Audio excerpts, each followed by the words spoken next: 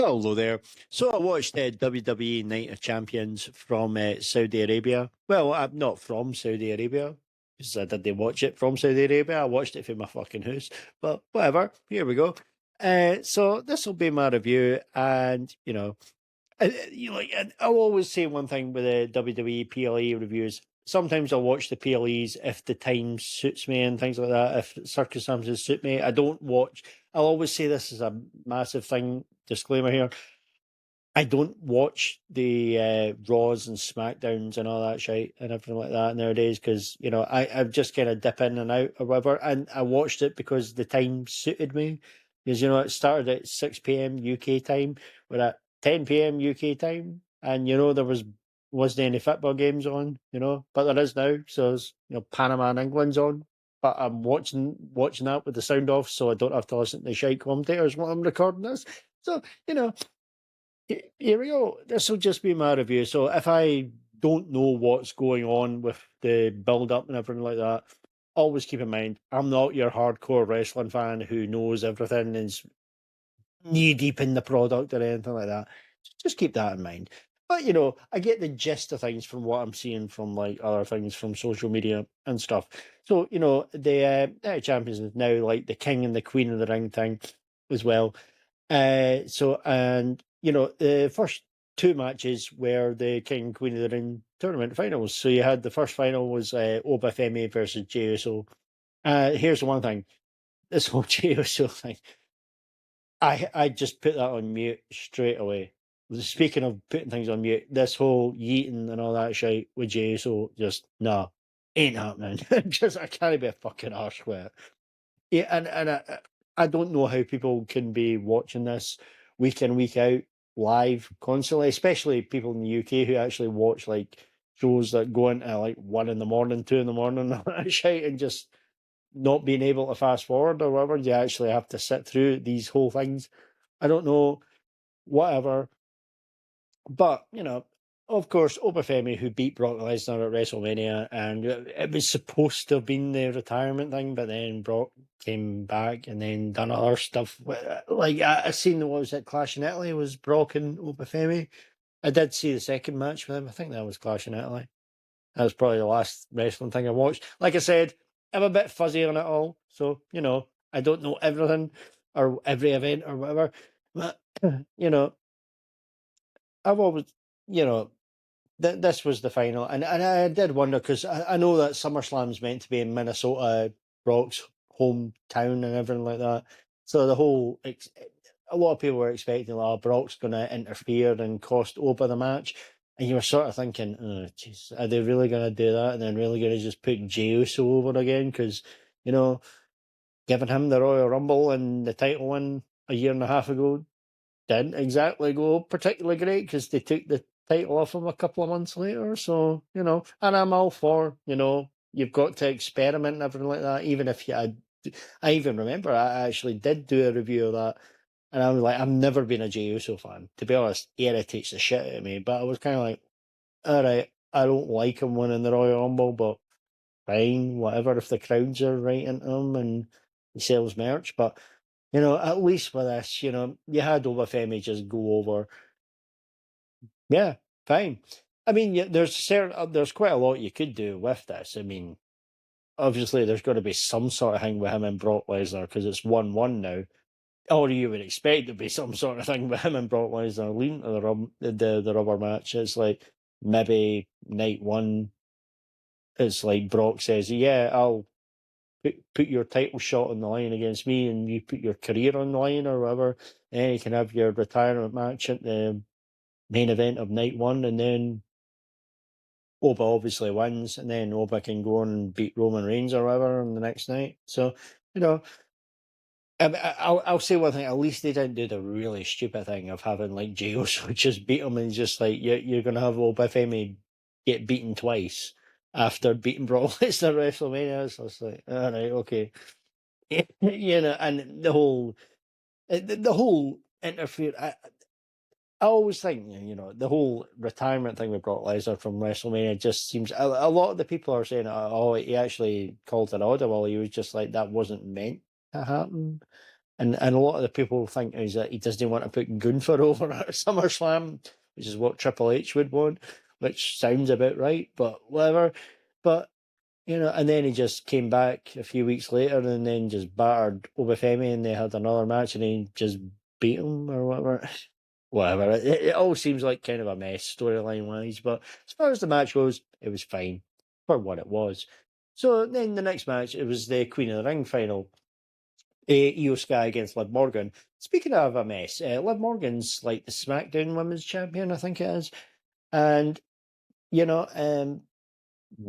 the whole thing is she's going for the other title. So this is where I say I don't know where the storylines are. Maybe they've explained this. So I'm kind of like, all right, why is she going for the Queen of the Ring when she's already a title holder? And commentary never told us this. It wasn't exactly as if that Michael Cole and Corey Graves were like, oh, well, yeah, she's doing it to be a double champion or whatever. If that was the case, then fine, okay, whatever, I suppose. Before the match as well, here's the thing now. Danhausen, who's somebody who I've not seen much of, but you know what? Whenever I see him, I quite like him. I didn't like the WrestleMania thing, but the Backlash thing, bizarrely enough, I did end up liking it, and I do like his little entrance music. I think I mentioned that in the Backlash review with the whole Danhausen do do do do do. Kind of sounds like the Munsters, and I get it. I've heard from like people, his whole shtick is that he curses someday. So like Liv Morgan was saying about, oh right, Judgment Day and all that. You owe us money or some pish like that. Fine, look, whatever. Liv Morgan on the mic, total shite. Not gonna lie, she's terrible. But at least she didn't have to talk very much here. So, fine, whatever. And then Danhausen was just like, oh, well, you're cursed now. So, yay. Way to give away the ending of the match right there, the outcome right there. It's just like, because if she just went on and won, then, all right, okay, your curse is kind of pished. bit useless. But whatever, I digress. And, so I will say this though, well, Liv Morgan, that the one thing, everything else about her is, I've said, like, anytime I hear her cut a promo, it's usually terrible, but everything else about her little mannerisms, everything like that, you know what, she's a little sex bomb. And, whatever, Ansel me for saying that in 2026. However, you're not allowed to say that a female wrestler's attractive or anything like that. She's hot as fuck. Let's call a spade a spade. But I will also say I would never be a major stan of her because I just think whatever. There's certain things I think in terms of mannerisms and everything like that, but her charisma and like I've said, any time I've ever heard her cut a promo, she's pretty fucking terrible, to be honest. But that is what's holding her back. But to be fair, she's got a little Trouble music video and everything like that. She's gotten some film parts. Good luck to her and all that. That's all I'd say. So, she's taking on that Io Sky, who's actually really irritates me with her goofy fucking facial expressions constantly. Just gets on my nerves. But as a wrestling match, it was fine for what it was. As a match, even though you kind of know the outcome, it was fine. I mean, when it comes to the ending, like, she, like, injures her leg, like, in the last few minutes before the match, and you're sort of like, all right, okay, fine. And she sells it quite well for a while. And then at the end, she just, like, does two moves that, like the Spanish fly thing, and then her finisher, moonsault, whatever, and then wins clean.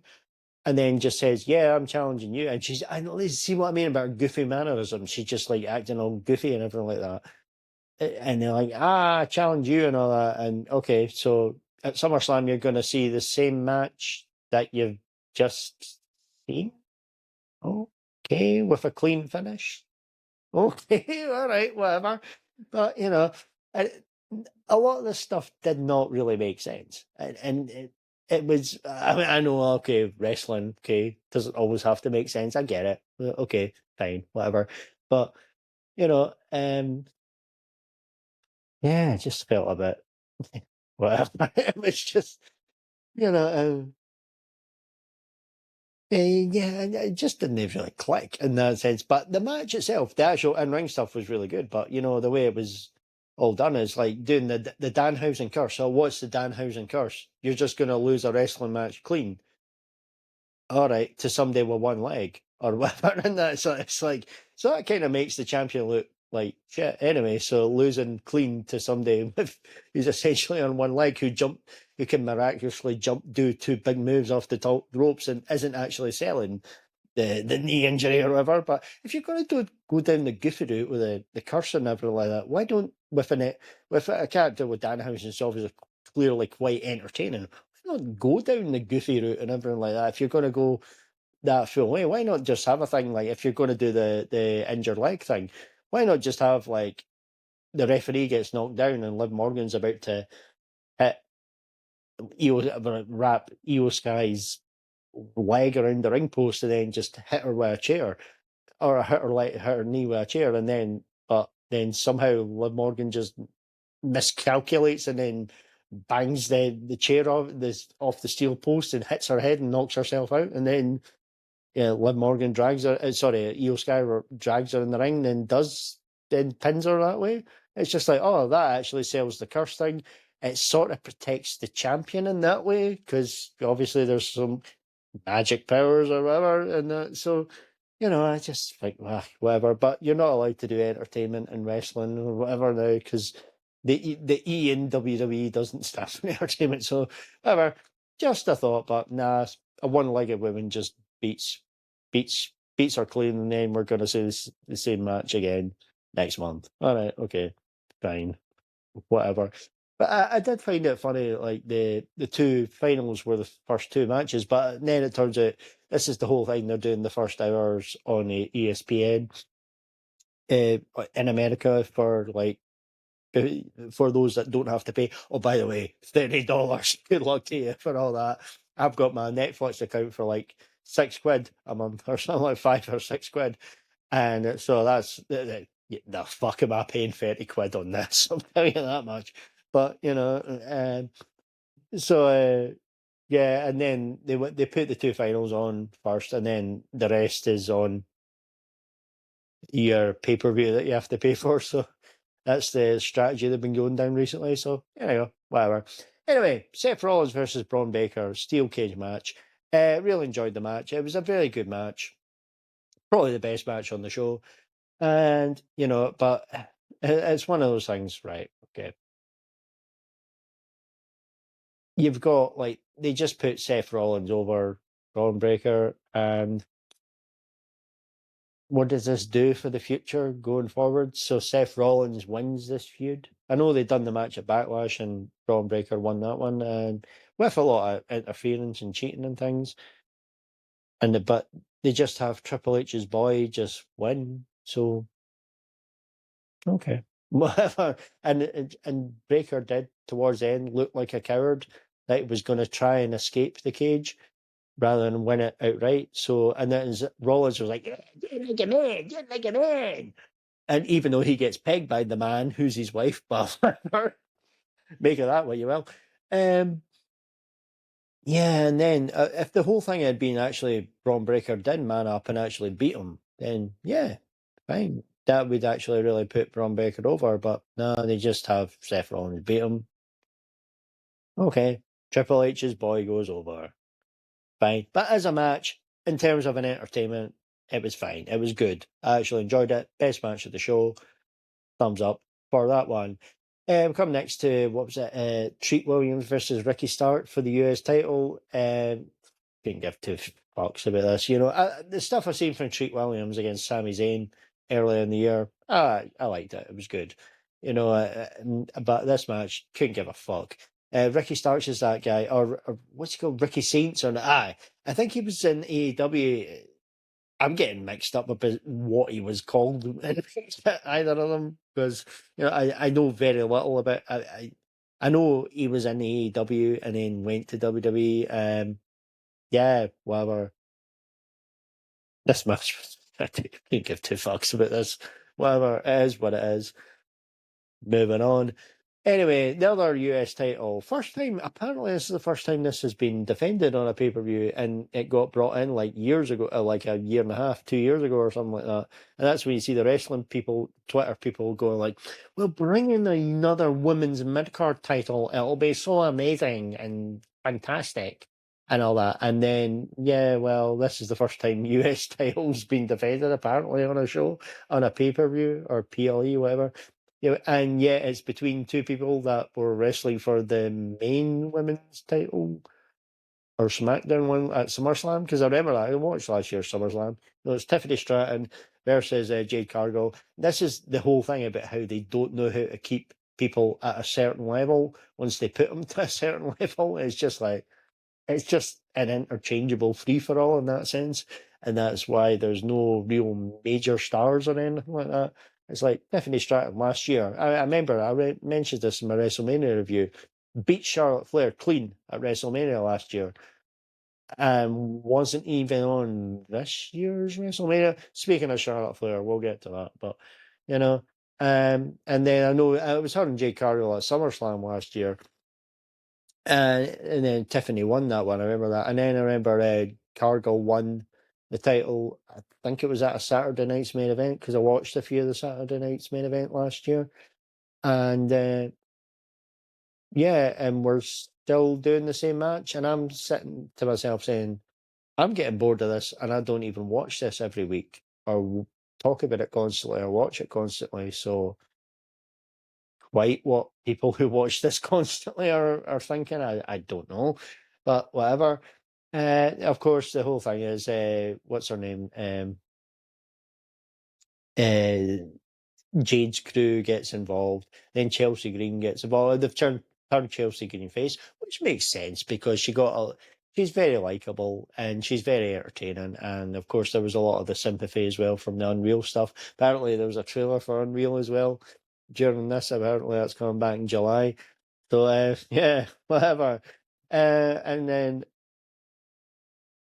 but it wasn't Chelsea Green who helped Tiffany retain the title. Guess who it was? It was good old Charlotte by hitting Jade with a belt. It's like, oh, of course. And of course, Charlotte's sidekick, Alexa Bliss, is nowhere to be seen here. Now, to be fair, this was in Saudi Arabia, and Alexa Bliss has her kid now and everything like that. So maybe if you're kind of like, oh, well, whatever, of course, you can't be there all the time, and that makes absolute sense. There's way more important things than wrestling shows, but if you it just shows you this whole Charlotte and Alexa thing.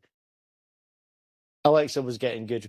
Alexa's very popular with the crowd. Charlotte, not so much.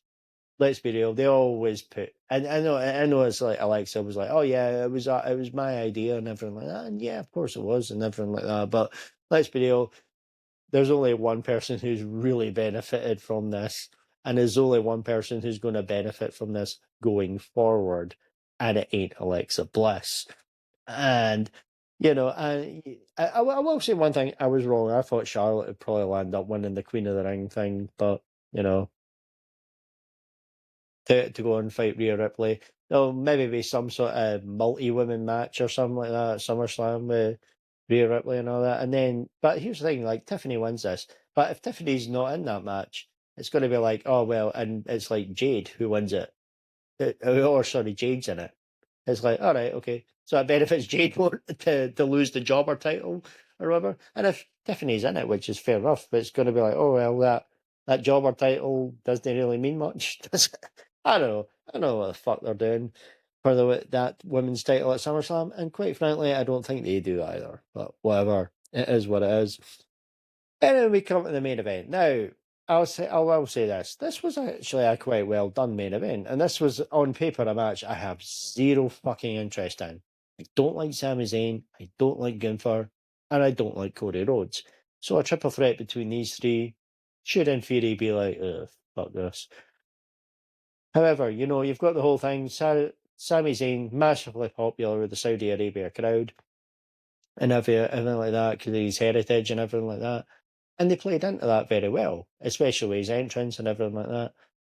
And the match itself was very entertaining, very fast paced. And I was kind of thinking, at first I was thinking it was obvious that Cody Rhodes is going to win, but then I was starting to think, well, well, it's obviously good for wasn't he going to win because there was fucking no benefit to that. But Sammy winning, and I don't even like Sami Zayn. Like it was inevitable they were going to do it at some point. But Sami Zayn winning, you're like, yeah, okay, this makes all the sense in the world, and they did it, and they did it in quite a good way, and with him pinning Cody clean as well, because like Cody went for these crossroads again, and then Sammy rolled him up, and I'm like, yeah, okay, and the crowd was mega into it at the end, so why not? They actually did the right thing with that. And I'm even saying this as somebody who finds Sami Zayn kind of insufferable, but fine, whatever. As what this was so much better than it had any right being.